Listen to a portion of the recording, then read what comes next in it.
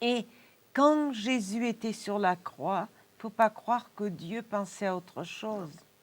Mais Dieu souffrait de donner son Fils sur la croix. Et toutes les souffrances de Jésus sur la croix, il les a portées pour chacun de nous.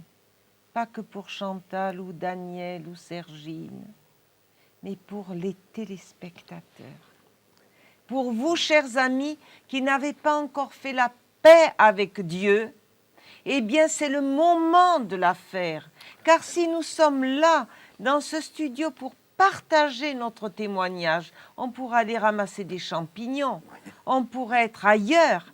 Mais si nous sommes là, c'est parce que le salut est grand et qu'il est important et que Dieu apporte un salut gratuit, n'est-ce pas, Daniel et Amen. Chantal? Le salut est gratuit. C'est gratuit. Il n'est pas payant. Je ne peux pas payer mon salut.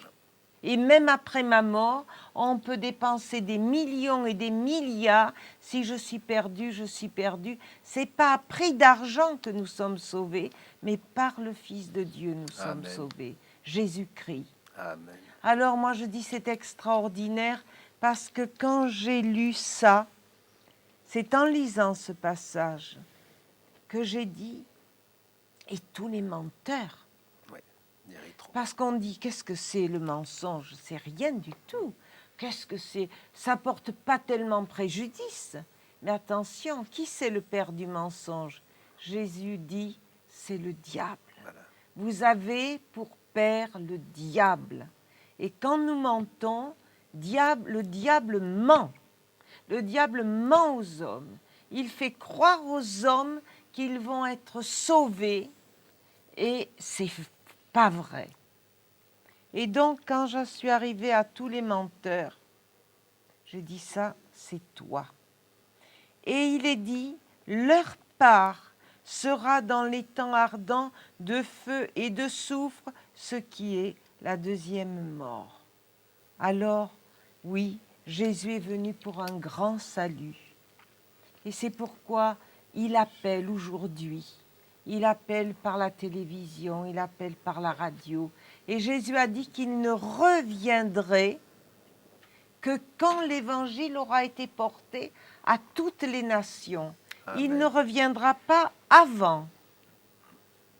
Et Dieu est juste. Oui.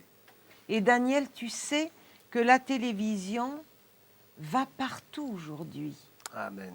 Gloire à Dieu. Qu'elle va partout, que nous couvrons déjà l'Europe, le Moyen-Orient, et qu'il y a des télévisions qui couvrent encore plus parce qu'ils avancent de plus en plus.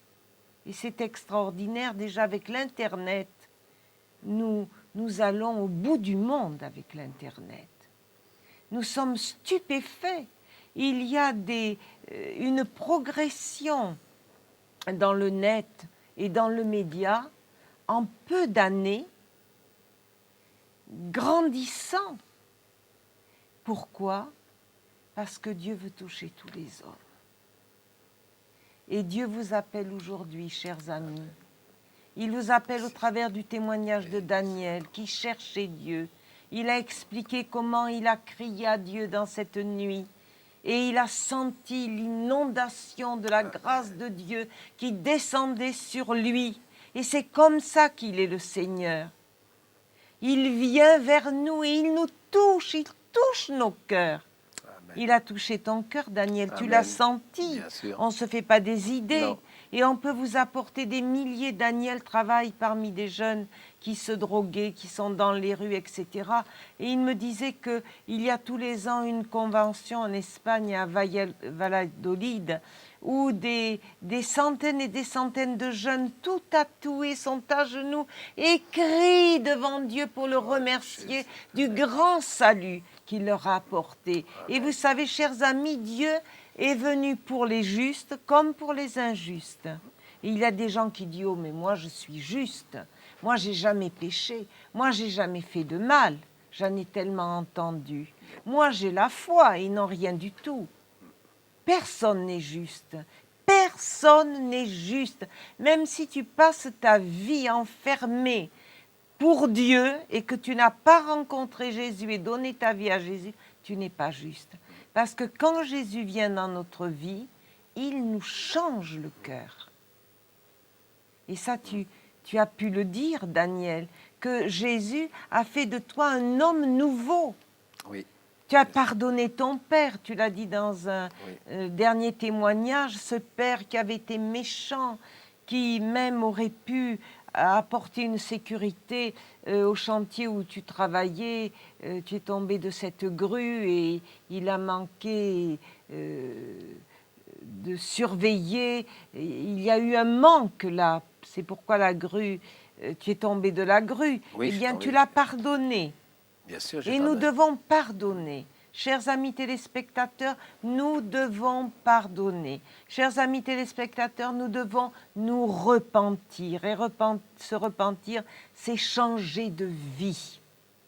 Un jour, notre émission est passée par la radio et c'est une jeune femme qui travaillait dans un bar. Elle était prostituée en Allemagne. Elle a entendu l'évangile, elle a entendu la voix de Jésus.